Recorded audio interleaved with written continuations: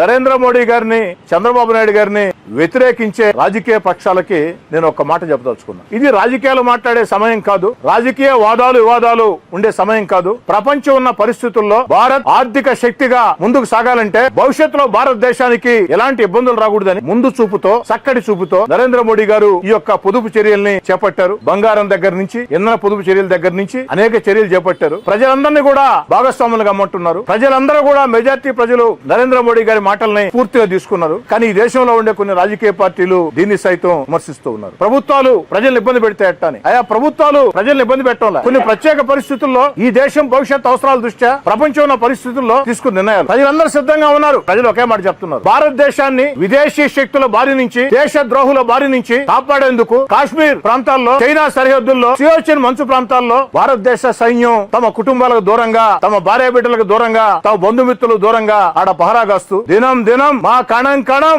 దేశమాతకే సమర్పణం అంటూ, మా దేహాలు ముక్కలైనా మా దేశాన్ని ముక్కలు కానివ్వని భారతదేశంలో ఉండే సైన్యం త్యాగాలు, రక్త తర్పణాలతో భారత మాత రక్షణ కోసం, భారతదేశ రక్షణ కోసం సరిహద్దుల్లో కాపలాలు కాస్తూ ఉన్నాయి. మరి భారతీయులుగా ఉన్నటువంటి ప్రజలు మేము కూడా కొన్ని త్యాగాలు సిద్ధపడాలా? నరేంద్ర మోడీ గారు చెప్పింది 100% నిజం. ఈ దేశం ప్రపంచంలో అనేక దేశాలు ముక్కలవుతున్నా, ప్రపంచంలో అనేక దేశాలు ఆర్థికంగా దివాలా తీస్తున్నా, ఈ దేశం ఇంకా పటిష్టంగా ఉందంటే, ఈ దేశ ఆర్థిక వ్యవస్థ గట్టిగా ఉందంటే దానికి కారణం నరేంద్ర మోడీ గారి ఒక పటిష్టమైనటువంటి నాయకత్వం, భారతదేశంలో ఉండే ఉన్నతాధికారుల ఒక చక్కటి ఆలోచనలు. అన్నిటికీ మించి కులాలు మతాలు వేరైనా మనమంతా భారతీయులం, వేషం భాష ఏదైనా మనమంతా భారతీయులం. ఏదైతే భారతదేశంలో కులాలు మతాలు వేరైనా మనం అందరం కూడా వసుదైవ కుటుంబంలాగా ఈ దేశం నాది, భారతదేశం నాది, నేను భారతీయుడిని అని చెప్పే విధంగా ఈ భారతదేశం ముందుకు సాగుతూ ఉంది. మరి ఇన్ని త్యాగాలతో, భారతదేశంలో ఉండే కోట్లాది ప్రజలు ఆ యొక్క సైనికులు చేసే త్యాగాలతో, దేశ నాయకత్వం చేసే త్యాగాలతో, ఉన్నతాధికారులు చేసే త్యాగాలతో, జీవితాలను మొత్తం పణంగా పెట్టి సైంటిస్టులు ఎవరైతే ఉన్నారో అనేక రకాల పరిశోధనలు చేసి, కుటుంబ జీవితాలని, బంధాలని, అనుబంధాలని